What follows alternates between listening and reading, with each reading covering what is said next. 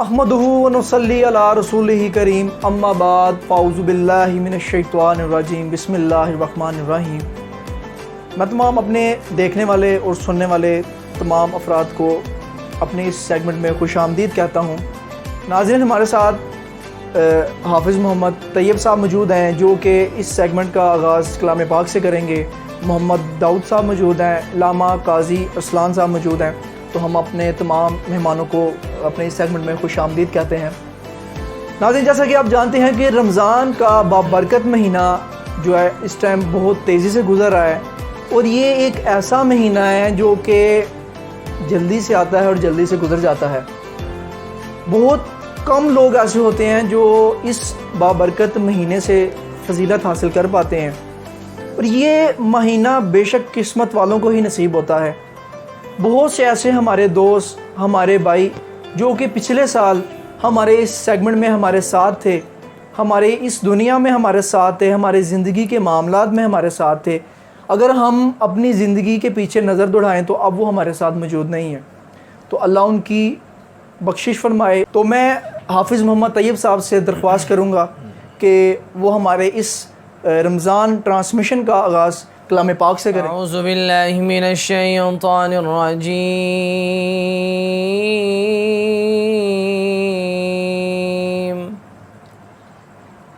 बिस्मिल्लाहिर रहमानिर रहीम।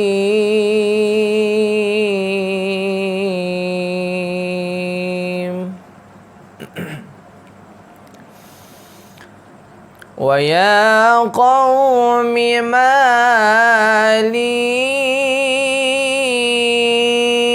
अदऊकुम Elon नजाति व तदऊननी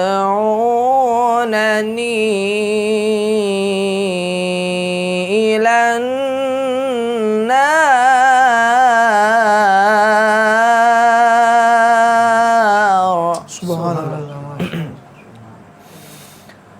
تدعونني لأكفر بالله وأشرك به ما ليس لي به علم وأنا أدعوكم إلى العزيز الغفار।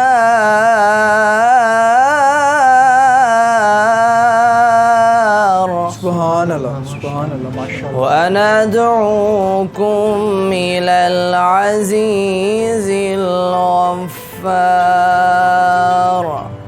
صدق الله العلي العظيم۔ ماشاءاللہ، سبحان اللہ۔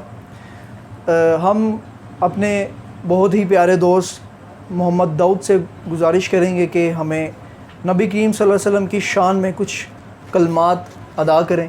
میرا گدا میرا منگتا میرا غلام آئے، میرا گدا میرا منگتا میرا غلام آئے، میرا گدا میرا منگتا میرا غلام آئے، خدا کرے ابھی طیبہ سے یہ پیام آئے، یہ پیام آئے، خدا کرے ابھی طیبہ سے یہ پیام آئے،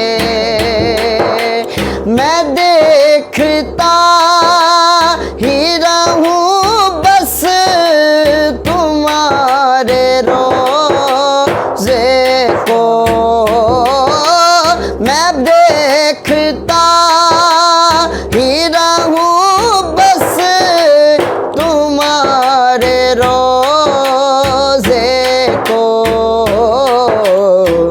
جناب زہرا کا صدقہ کوئی ایسی شام آئے، ایسی شام آئے، جناب زہرا کا صدقہ کوئی ایسی شام آئے۔ عربی سونیا میرے مدنی ڈولنا، عربی سونیا میرے مدنی ڈولنا، میرا گدا میرا منگتا میرا غلام آئے، میرا غلام آئے، میرا گدا میرا منگتا میرا غلام آئے۔ جی تو ناظرین، ہم اپنے اگلے سیگمنٹ کا آغاز کرتے ہیں۔ قاضی صاحب ہمیں یہ بتائیں کہ اسلام کے روح سے رمضان کے بابرکت مہینے کی کیا فضیلت ہے؟ جی ماشاءاللہ، سب سے پہلے تو میں آپ کا اور آپ کی پوری ٹیم کا شکریہ ادا کرتا ہوں کہ آپ نے ہمیں اپنی اس رمضان ٹرانسمیشن میں انوائٹ کیا۔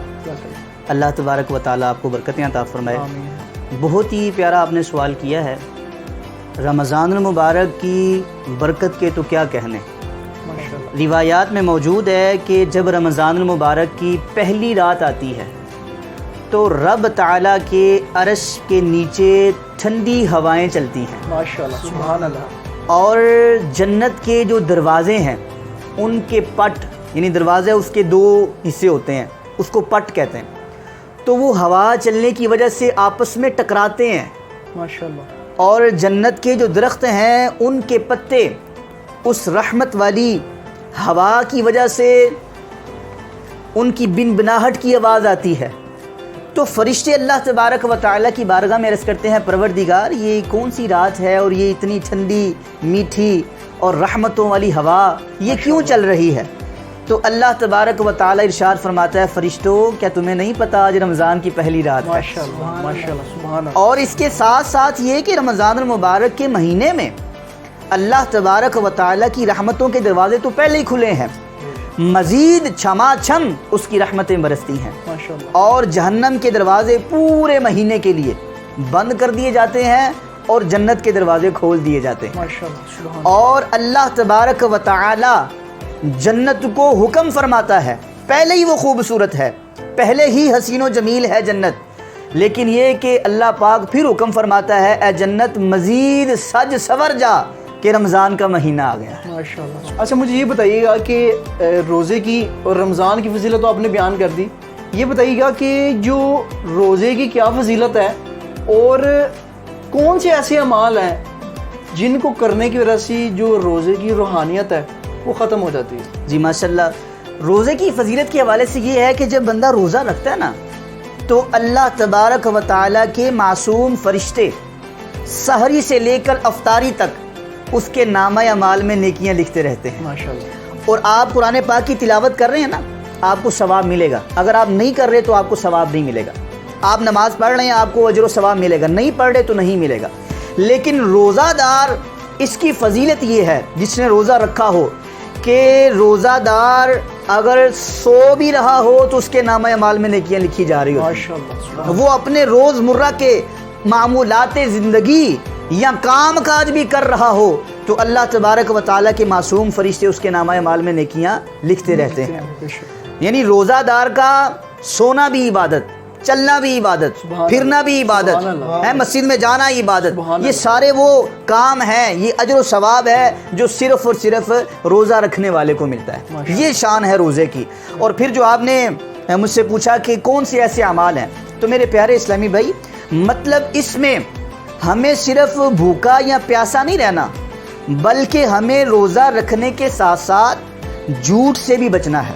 اگر آپ جھوٹ بولیں گے روزے کی روحانیت ختم ہو جائے گی، اگر آپ وعدہ خلافی کریں گے روزے کی روحانیت ختم ہو جائے گی، اگر آپ والدین کی نافرمانی کریں گے روزے کا اجر و ثواب ختم ہو جائے گا، اگر آپ نماز نہیں پڑھیں گے روزے کا مقصد فوت ہو جائے گا۔ نبی کریم صلی اللہ علیہ وسلم نے ارشاد فرمایا، آج بھی حدیث مبارکہ موجود ہے مسلم شریف میں، حضور نے ارشاد فرمایا کہ جب بندہ روزہ رکھتا ہے تو اس کو چاہیے کہ اب وہ روزہ رکھنے کے ساتھ ساتھ دیگر گناہوں سے باز رہے۔ بھوکا اور پیاسا رہنے کی کوئی ضرورت نہیں ہے۔ آپ نے روزہ رکھا ہے، ساتھ ہی آپ نے جھوٹ بولا، روزے کی روحانیت ختم۔ آپ نے روزہ رکھا ہے، ساتھ ہی آپ نے وعدہ خلافی کی، اس کا مقصد فوت ہو جائے گا۔ تو لہٰذا ہمیں روزہ بھی رکھنا ہے اور روزہ رکھنے کے ساتھ ساتھ برے اعمال سے بچنا بھی ہے اور نیک اعمال بھی کرنے ہیں۔ بے شک بے شک۔ اچھا مجھے بتائیے گا کہ سائنس کی روح سے روزے کی کیا فضیلت ہے؟ یہ بہت ہی آپ نے اچھا سوال کیا ہے۔ میں اس پہ بڑی وضاحت سے بات کرنا چاہتا ہوں کہ الحمدللہ جو دین ہمارا ہے، جو اسلام ہمیں نبی کریم صلی اللہ علیہ وسلم نے سکھایا ہے، یہ پہلے سے لے کے قیامت تک کے لیے مکمل ایک ضابطۂ حیات ہے۔ بے شک۔ اب دیکھیں کہ الحمدللہ ہم روزہ رکھتے ہیں تو غیر مسلم جو کہ مسلمان نہیں ہیں اور ان کو اپنی سائنس پہ بڑا فخر ہے اور ریسرچ کرتے ہیں، انہوں نے یہ ریسرچ کی کہ لگاتار کھانا کھانے سے، لگاتار جو ہے وہ معدے میں غذا جانے سے بہت ساری بیماریاں پیدا ہو جاتی ہیں، جیسا کہ معدے کا کینسر ہو جاتا ہے، اس میں درد پیدا ہو جاتی ہے، معدے کی سوجن، یہ سارے مطلب اس کی جو ہے وہ بیماریاں ہیں۔ تو ایسا ہونا چاہیے کہ انسان کو کبھی کبھی بھوکا بھی رہنا چاہیے۔ تو غیر مسلموں نے بہت زیادہ پیسے لگا کے، اپنا وقت لگا کے، اپنے پروفیسرز کو جو ہے وہ تنخواہیں دے کے اس پہ ریسرچ کروائی کہ یہ معدے کی سوجن، اس کی بیماریوں سے، اس کے کینسر سے کیسے بچا جا سکتا ہے، اس کے کینسر سے کیسے بچا جا سکتا ہے۔ تو پھر وہ اس سرچ پہ پہنچے کہ بھوکا رہنا ضروری ہے۔ یہ ساری ریسرچ کرنے کے بعد جب انہوں نے ہمارا قرآن اٹھا کر دیکھا، نبی علیہ الصلوۃ والسلام کا فرمان پڑھا، تو وہ یہ جان گئے کہ جس چیز پر ہم آج محنت کر رہے ہیں، ہم جو ہے وہ اپنا وقت ضائع کر رہے ہیں، یہ چیز تو مسلمانوں کے نبی نے انہیں آج سے 1400 سال پہلے ہی بتا دی تھی۔ آج سے 1400 سال پہلے ہی بتا دی تھی۔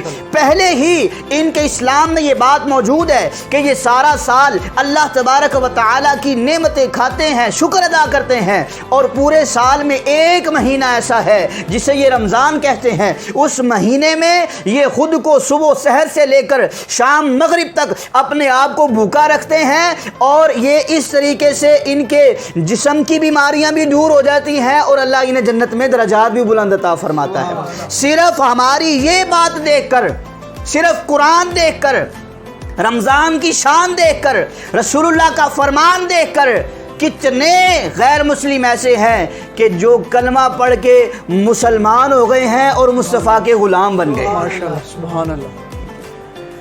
اچھا مجھے اس میں بتائیے گا کہ ہم مسلمان رمضان میں تراویحیں پڑھتے ہیں، تو تراویحوں کی اور قرآن کی روزے کے ساتھ کیا نسبت ہے؟